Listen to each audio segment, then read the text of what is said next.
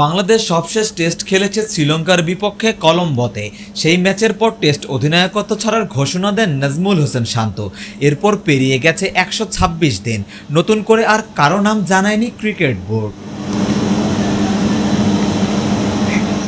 অবশেষে 126 দিন পরে নতুন অধিনায়ক খুঁজে পেয়েছে ক্রিকেট বোর্ড। আবারও টেস্ট দলের দায়িত্ব ফিরে পেয়েছেন নাজমুল হোসেন শান্ত।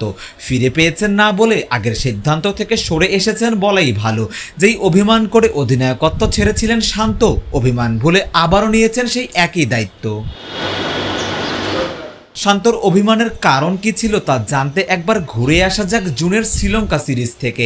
মূলত শ্রীলঙ্কা সিরিজের আগে শান্তকে ওয়ানডে থেকে সরিয়ে দিয়ে মেহেদী হাসান মিরাজকে দায়িত্ব দেয় ক্রিকেট বোর্ড। তবে তার আগে শান্তর সাথে এ নিয়ে কোনো আলোচনা করেনি ক্রিকেট অপারেশনস।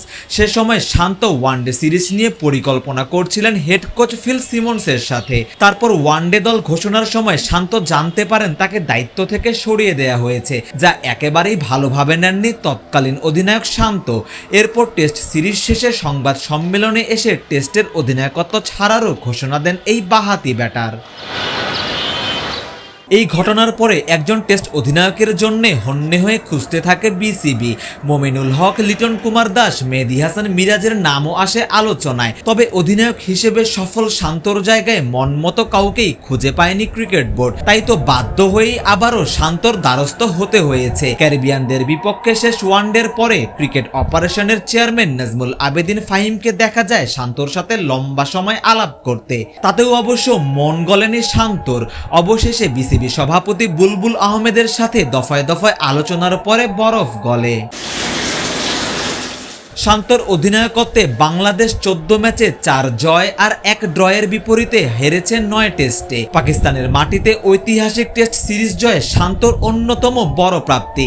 এছাড়াও অধিনায়ক হিসেবে শান্তর ব্যাটিং পারফরম্যান্সও নজর কাড়া।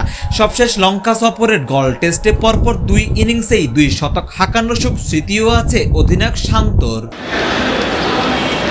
শান্তকে মূলত আগামী 2 বছরের জন্য দায়িত্ব দেয়া হয়েছে, অর্থাৎ 2025 থেকে 2027 টেস্ট চ্যাম্পিয়নশিপ সার্কেলের পুরোটাই শান্তর নেতৃত্বেই খেলবে বাংলাদেশ। সেখানে সাফল্য ব্যর্থতার ওপরই নির্ভর করবে ভবিষ্যতে কোন পথে হাঁটবে বাংলাদেশের টেস্ট ভাগ্য। সরওয়ার সেতু, ক্রিকেট 97।